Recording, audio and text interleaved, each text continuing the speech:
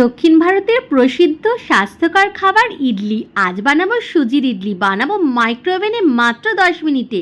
এর জন্য আমি 1 কাপ সুজি নিয়েছি আর 1.5 কাপ দই নিয়েছি, আর সাথে নিয়েছি একটা তড়কা, যেটাতে আমি একটু ভেজিটেবিল অয়েলে সর্ষে, বিউলির ডাল, ছোলার ডাল, কারি পাতা দিয়ে একটা তড়কা লাগিয়ে নিয়েছি, সেটা আমি ব্যাটারে মিশিয়ে দিয়েছি।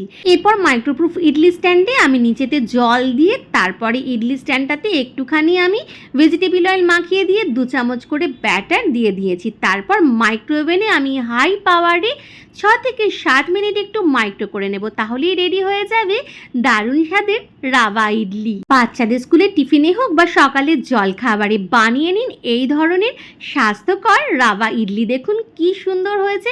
একটুখানি ছুরি দিয়ে চারপাশটা একটুখানি কেটে নিয়ে বার করে নেব, খুব সহজেই বেরিয়ে যাবে। সাথে নিয়ে নিন টমেটো, অনিয়ন, গার্লিকের একটা ঝাল ঝাল চাটনি। তো আর দেরি কেন, ঝটপট বানিয়ে ফেলুন রাভা ইডলি।